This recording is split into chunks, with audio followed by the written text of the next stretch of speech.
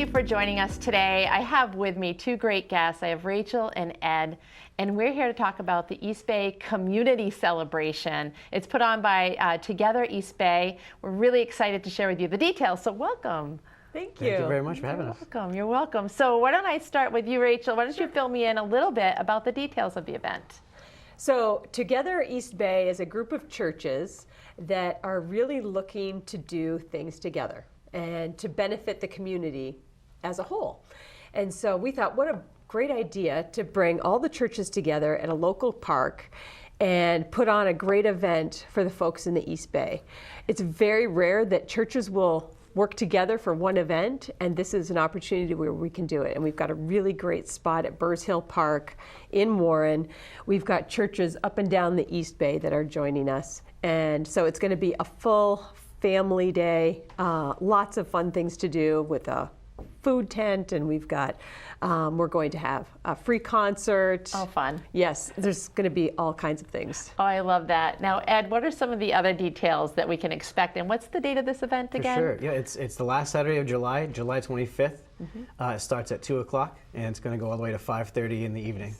Nice. So yeah, and it's just a great spot. We love where we have over there, right across the street from the beach, so people can kind of meander back and forth, have a good time. Yeah. And there's going to be just a number of different kids activities, little challenges and games for the kids, including we have a petting zoo coming up that's going to be there and have an enclosed petting area for you know, the goats and donkeys and all these things. We have an array of different kind of entertainers coming up. We're going to have music pretty much throughout the day, including one of my personal favorites. Is called his name is called Mr. Deep Positivity. Oh, I love and that. He travels around. He does the circuit of all the different schools around the city, the state here, and does assemblies with the kids in elementary school. He's going to come and perform for us, and he does such a great job. The kids love him.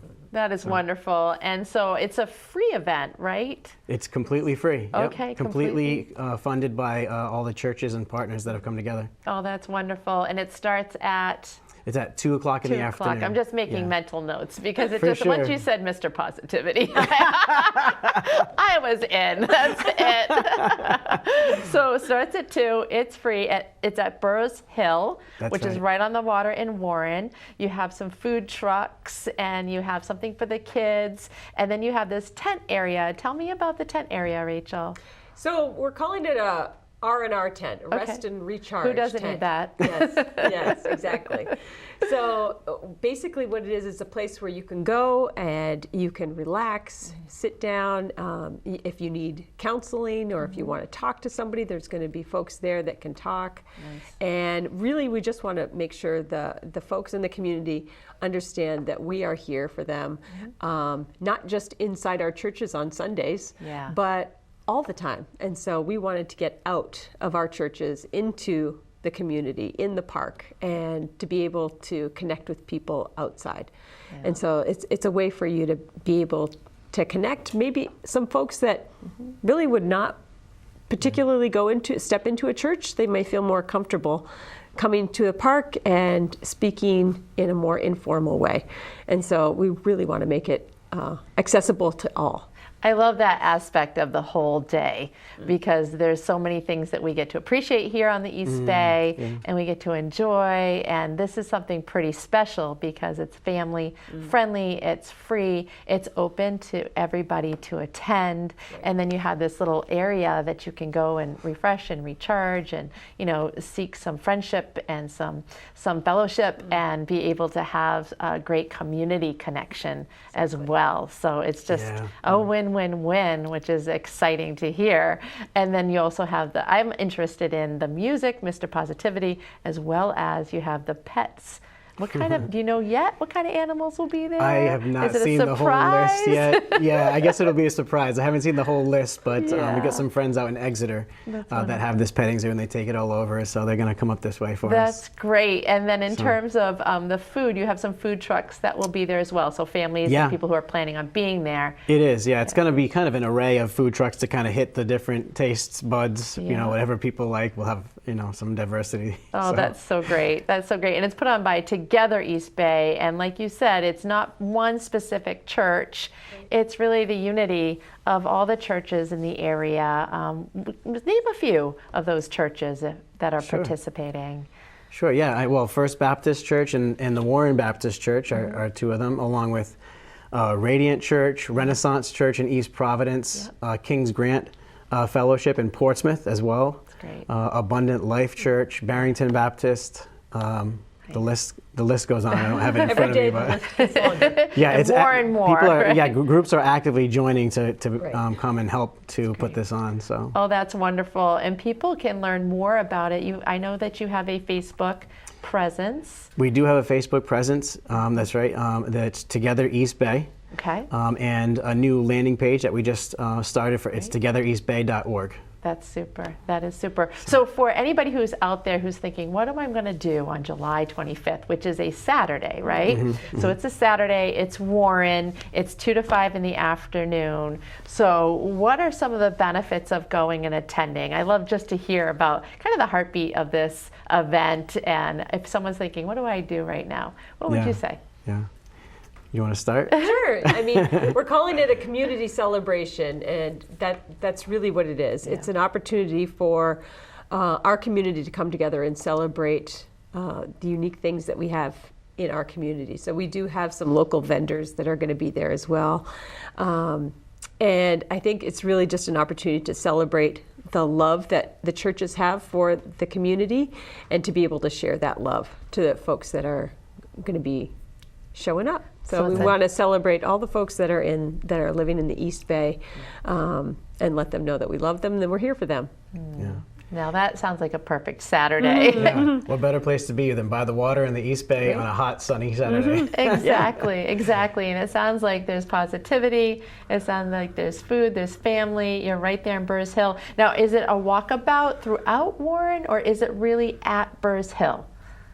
It is at Burrs Hill. Yeah, we're actually working with some different spots in the town now for designated parking. Great.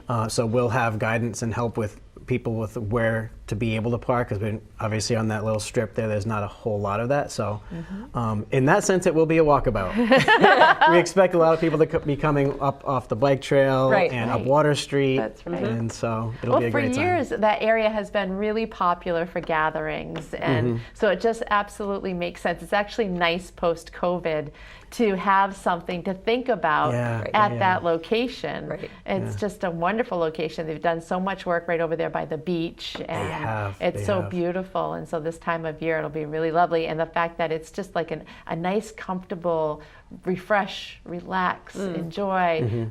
I always say with children, teenagers, put those devices down, right? Yes. Put the devices down, And connect with each other. That's right, connect with each other. And Rachel, you just said it, that it's just a place where the churches are coming together, and if you're not attending church, that's okay. This is just a wonderful place to come together and be surrounded by that love of the community, and just have a good time and a memory and experience together, which is really good. And hopefully this won't be the last one. Hopefully this will be just the start of many events like this. That's right. That's right. Together East Bay, together other parts of the state down the road, perhaps, which would be fantastic. And then the weather. Also, I would say to people watching, just keep it. If there's a rain date or not? There is not a rain date. Okay. But like Rachel had mentioned, this will likely not be be the last one. So Right. we just haven't committed to what a rain date is going to be. Everybody in the tent. Everybody in the tent. Right? How big is this tent? Because I think a lot of people will have a lot of fun and enjoy attending this day. And to be honest with you, Jen, what we're hoping for is to gain a lot of feedback from the community. This is all being designed for them. And so the hope is that not only would they come and have a great time, but even share what were their favorite parts of it, or how can it improve for the next time, because these are communities and churches that are part of the East Bay and invested here. We live here, we work here, this is our neighborhood, so we want to continue to deepen this. Yes, I understand that, especially, I'll bring it up again, post-COVID. It feels like everybody's living in isolated, worlds, and we're busy and we work and all that kind of thing. So kind of going back to the traditional, have a picnic in the park with your neighbors and your friends, and and make some eye contact, right? And really be able to share some great conversation in an environment that has been put together by people who genuinely care, and organizations and churches that genuinely care about their community. So It'll be a great time. And to give you just pull back a curtain a little bit to show you kind of the backdrop of how did this even come to be. Yes. Is earlier this year, in the early spring, we started holding some different roundtables, community roundtables in different areas of the state. So this one in particular was in the East Bay and brought together community leaders, some pastors, really just to lean into the question of what are the tangible needs right here in our own community. With Rhode Island being so diverse, we wanted to really hone in on this area. And so one of the things that was highlighted by that group was in a place that is traditionally very family-oriented and very strongly, closely knit, really since COVID, there hasn't been a full rebound. And there's been a lot of disconnection, a lot of isolation. And so after identifying that, the question then turns to, well, how can we start to turn the tide and start to move in another direction? And so that is really what birthed the East Bay Community Celebration of let's just stir the pot up a little bit, let's get things together and see where it goes from there. I love that. I love that. And now you have Mr. Positivity That's singing. right. Sharing the Exactly. love. And it's going to be a wonderful event. And I would say to everybody watching, invite your friends and check it out. Rachel, close us out with the time, the date, the time, and the location. Sure. So the East Bay Community Celebration is July 25th from 2 to 5:30. All families, all people are welcome to attend for the live music, food, rest and recharge, connect with your neighbors. We would like to see you all there. Well, that's wonderful. It sounds like a great time, and I've made that mental note. It's going to be in my calendar for sure. So thanks again for sharing all that information. Nice to see you both, Rachel and Ed. Yes. Thank you, Jen. Thank you. You're welcome.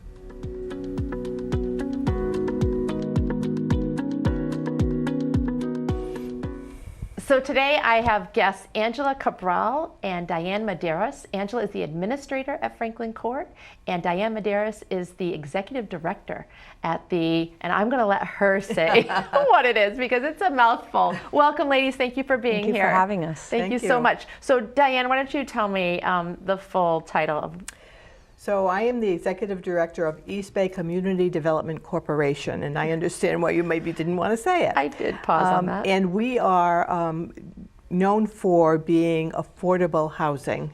We do that in Bristol, Warren, and Barrington, and we have over 330 apartments that we oversee. So we're kind of the parent company of Angela's entity that she's going to talk about today. Yeah. Oh, wonderful. So Franklin Court, people often ask, I'm in Bristol, and people often ask, what are they? What do they do? What services do they provide? I think there is some confusion there. And I know that there is independent living and there is assisted living. Right. So why don't you explain to me a little bit, Angela, about some of the people that live there in the independent living area? Independent living residents are 62 years of age or older.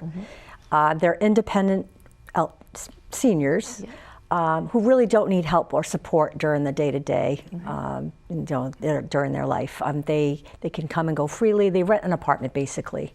They rent an apartment. It's a percentage of their income, so they're pretty much completely independent. There are no amenities really in the independent living. They come and go as they please, and they're around other people that are the same age bracket. Right. So that's always nice to have a community to make friends. So Angela, if I'm interested in going into independent living at age 62, what are some things that I should be thinking about? Well, independent living, obviously there are different places that someone could go to, but they would have to, there's an application process. And typically independent livings have, all of them pretty much have a very long wait list. Wouldn't you say? It's like years to get in. Yes. But that is something that if someone's thinking about that retirement-wise, they don't want maintenance to take care of maintenance in their home anymore. They want more of a social, an apartment-like setting, downsize, that's perfect for them. Again, they're completely independent to come and go. They're renting an apartment. There really are no other amenities included with that. And so then there's the stark difference with the assisted living piece, which is something that people have many different options to consider here on the East Bay. So what are some questions that come up that you've seen in terms of people looking at assisted living? What we typically, in assisted living settings, It's usually senior citizens, but there are people who are disabled who live in assisted living, so there's no age requirement in some of the assisted livings.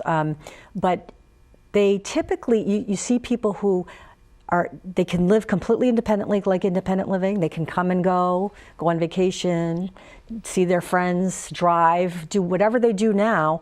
But they need some support during the day. They need help with maybe their medications. Either we or assisted livings can help with the medication, or they can do it themselves. But we can help with that. We can help with personal care, like getting dressed, taking a shower. Those are important things, especially as people age. A lot of residents in assisted living have, walkers and canes. The majority, like I said, disabled. They might have, like braces and that kind of thing. So it's wonderful. The best part about it is there are people there 24/7, which in independent living you don't have that oversight. Yeah. Even though they're completely independent in assisted, there are always people there in case they need something. If they're not feeling well, if God forbid they fall, there's always someone there to help them. And there's a nursing component as well, right? Right. In all of the assisted living, so that if they need extra support, that is available as well. That's important. That's really great to know and to understand, because I think there's different levels of care when you're approaching those senior years. And it's not just a black and white equation, right? It's not just you're going to go into assisted or independent. Sometimes there's somebody, like you had stated, that can drive, do things, go out to dinner with friends. They still very much have a life. They just need that kind of additional support, so that added layer. And I think sometimes it's, as you approach that age, you're preparing for retirement. There's lots of different ways that you can look at that time of your life. And so you're either going to be completely independent, or I think oftentimes people might think you need 100% assistance.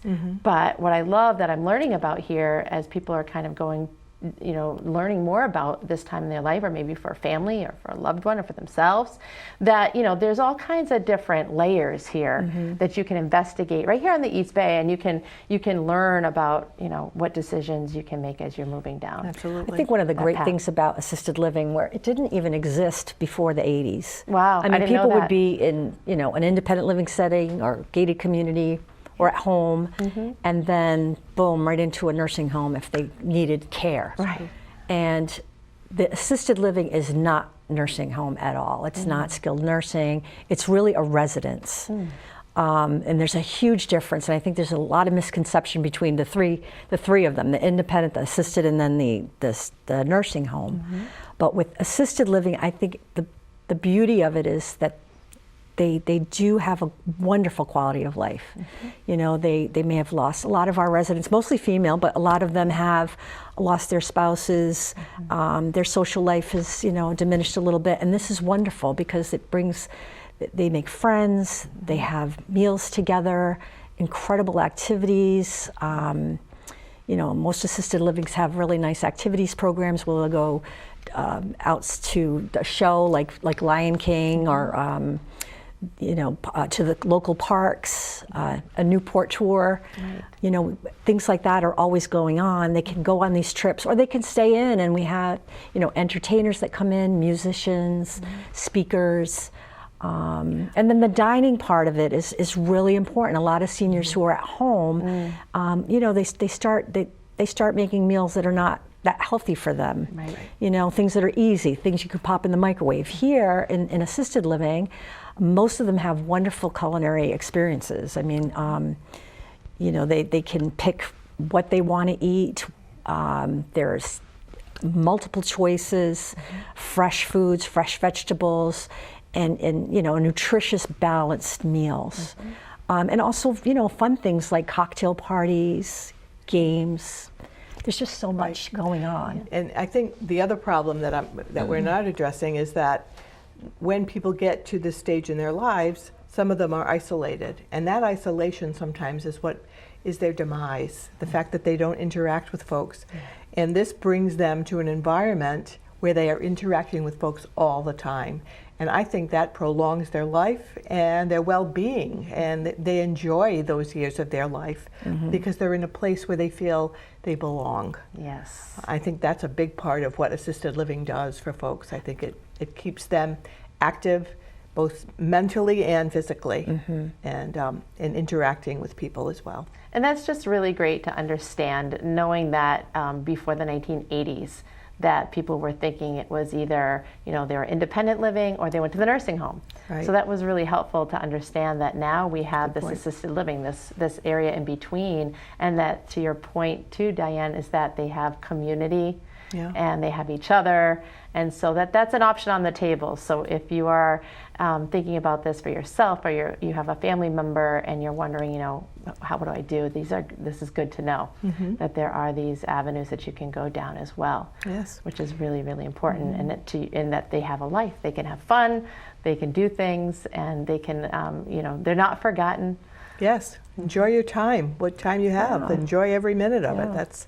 That's the goal. That's it right there. I mean, and some of the other benefits too. I mean, it's housekeeping. It's like being on a cruise ship. We were talking about cruises earlier. Diane and I were talking about trips, and it's like a cruise ship. I mean, it's just like you're there for a nice ride. You get all your meals are included, your activities. You have people there caring for you, making sure you're happy and safe. Your apartments are clean. Housekeeping every week. Yes. Maintenance is there, so they don't really have to worry about anything. Right. And families can enjoy being with their loved ones. The families, the daughters and sons, grandchildren, instead of being caregivers, they can actually have fun with their parent, the grandparent. Right. And not worry about, I hope mom's okay, I hope she didn't fall, which is what happened to me actually with my own mom, who lives in assisted living. And it's a perfect thing for her because she was alone. She's a widow for 10 years, and especially during COVID, during the isolation periods, it was horrible for most people. Especially for seniors. Yes. And this was perfect for her. She made lots of friends, doesn't have to cook. I don't have to worry. I can go on a trip and I know, that she'll be taken care of and eat and get her meds. And so there's options available. Start looking into, I think the big takeaway is to start looking into these options now that we know there's a middle of the road option, really. So, because sometimes it might be, you might not put a plan into place until you are at that stage where you need to go into a nursing home, right, Diane? Right, exactly. And this kind of prepares you for that. And the sad thing is that sometimes people wait until it's too late for that step, which is really awful because think of the time that they wasted, that they could have enjoyed. Right. It definitely something that requires planning, but it's definitely worth that. And there's options right here on the East Bay. Right. There's options on the East Bay that they can maintain, their active life where they are, where they're at. If they want to go to Lion King, there's different facilities out there across the board that offer cocktail parties, trips, day shows, all kinds of things that you can do, which is fun. And so it's really fun to see, that there are these options, and just to get it out there.